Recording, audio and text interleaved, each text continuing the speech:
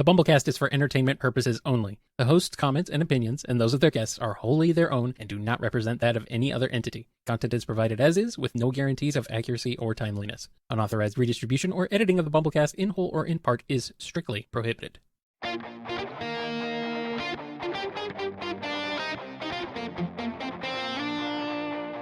It's a BumbleKast Mini, sponsored by Spoiler 1001. I was told by Spoiler that I had to bring up Scourge wearing thigh highs. Okay. I don't know why exactly. Apparently he does that. Like in his original appearances when he was Evil Sonic, his boots came way up. Oh yeah, So, like to his knees, I thought. yeah, I don't know. He wears thigh highs. Good for him. Hey, you know what? Wear what you want. I ain't gonna stop him. Would you? Anyway. I run so fast I can't. Nah, yeah. I don't know how he runs in them boots, but man, them boots are made for running, I guess. All right, let's get into it. Starting at the beginning, what made you pair up Anti-Sonic and Fiona? Oh my goodness. That was so long ago. They both had a lot of damage, to be fair. Yeah, and I think that was part of it. And, just to do something interesting with Fiona, because she had become yet another smart tag-along friend in the background. The extended cast was enormous. Yes. And I think part of it was to play on the duality of Sonic and Tails and their positive bond as brothers versus Scourge and Fiona and their negative bond of manipulative, conniving individuals. Like very surface level one-to-one, but Hedgehog and Fox, that kind of duality. And given Scourge's own fixation on that duality, that made enough sense at the time. Mm-hmm. And I can't remember now, in the infamous issue where Evil Sonic's getting around with everybody, wasn't Fiona part of that mix? Maybe. I don't know. Was that the issue where Evil Sonic used his face to disarm a landmine? I don't remember. But I think it was, at least that was the context. And that, once Fiona realized that, what attracted her to Sonic wasn't Sonic, but everything Scourge had, it's like, well, let's play with that. Let's shake things up a little bit. Let's do something unexpected. Let's see what happens. If Sonic didn't care for people mentioning his legal name, does it not bother Scourge, or does he run on Rumpelstiltskin rules and you use it to get him to leave you alone? I mean, that is something we never really considered. Evil Ogilvy, Maurice. No. Maybe that's the evil version of it, is that he pines for a more regular name. Why did his parents name him Sonic? That's not a name. That's an adjective.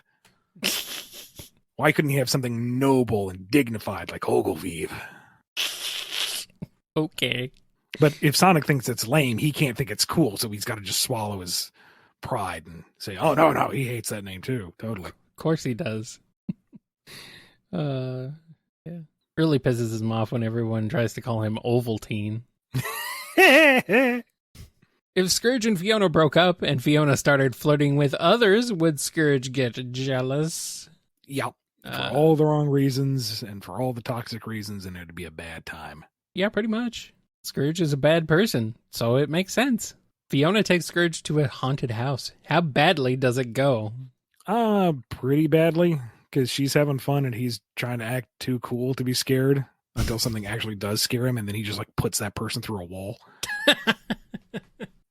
I don't know. It sounds pretty fun for him. He gets to cause destruction and personal damage to somebody. I mean, sounds like a good time was had by all, to be honest. I don't know.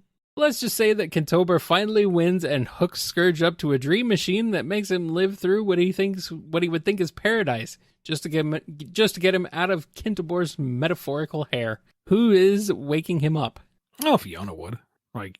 She's not going to let him live a lie, or be trapped for an extended period of time. She has something against being, enslaved and incarcerated. Sure, he's a jerk, even if they are broken up, but she's not going to let him suffer that indignity of being locked away. If he's got to be taken out, let it be on his terms. Not gonna let him live his happiest life. Not gonna let him live his dream life. And then when, she wakes him up and he's like, "Oh, why'd you do that? I was enjoying myself. You expletive. Yeah. She just kind of goes, "You know what? Now I'm glad I just ruined your fun for you." Ooh. Nice. Going off the previous question, what is Scourge living through while hooked up to the machine? It's a very simple algorithm.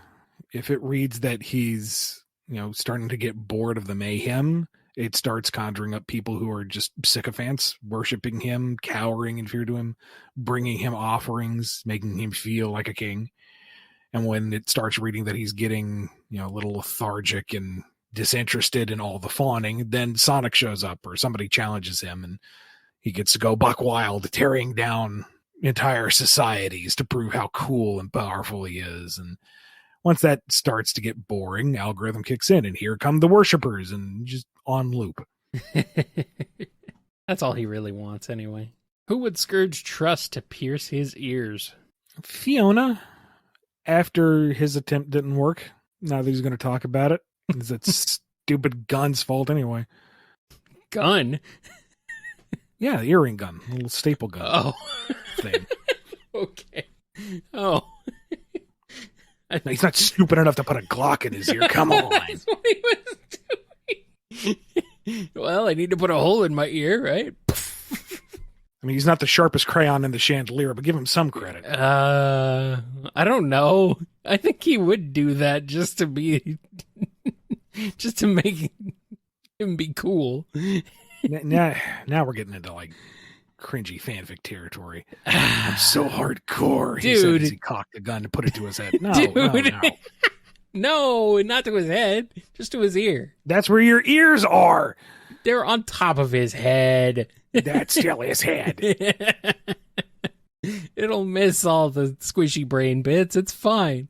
Also, Scourge. You could still shoot point blank at his head and you'd miss all the squishy brain parts. Also, Scourge is a cringy fanfic. What are you talking about? Yeah. Moving on. That's his whole thing. That was his whole thing when he was created. Before he was even Scourge. Come on. If Scourge was knocked into the IDW universe, either by the Super Genesis wave or just sheer bad luck, would he make a beeline directly for Sonic to pick a fight, or would he explore his surroundings first? I think he'd take a minute to get a lay of the land, figure out where he is now, because he's got an idea of the multiverse. He wants to understand what this universe is and how he can best exploit it.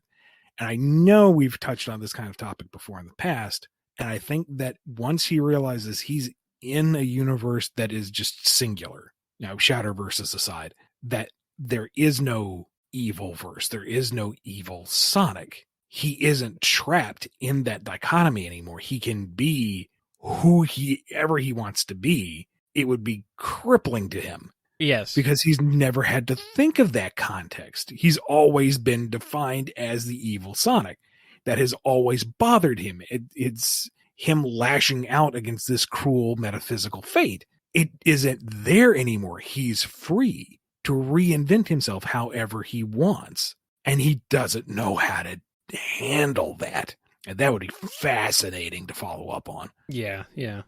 How does Scourge be Scourge without a Sonic who cares about his existence? Fascinating. Does that yellow hair bow hold sentimental value for Fiona, given that it lasts all the way to the end of her story as it stands now? I'm sure we could put a spin on that, sure. I mean, that would make sense, but I don't know. I can't remember if we had any intention of doing that, or if that's just a design element that kind of stuck with her. Well, eventually it might have gotten there. What were the power blocking collars blocking on Fiona for her to notice something was up? I do not recall. What kind of powers does Fiona have, Ian? I think that's really what this question is getting at. She doesn't. I'm trying to remember power collars. That was in Zone Jail, wasn't it? I assume so, yeah. Yeah, I think so. Well, gosh, it's been so long. In that regard, it might just be a general, dampener. So while she had no unique or superhuman abilities in her own right, she was fairly, gymnastic and a competent enough fighter. So this would limit that. You know, you're not going to run, you're not going to fight, you're not going to flippity-dippity. You're just hampered in general. And for those who actually have special powers, it's even more of a restraint, I guess. It's been a while. Dig deep into the cobwebs of your mind, Ian. Find the answers. Nope. Shelob is in those cobwebs. I'm going to back off. Oh, okay. Well, it's a good thing we're at the end of this episode of the BumbleKast then. Yes, thank you to Spoiler1001 for sponsoring this BumbleKast Mini. If you want one of your own, head over to patreon.com/BumbleKast, ko-fi.com/BumbleKast, or become a YouTube member. Be good to yourselves, be good to each other, and we will see you next time on the BumbleKast.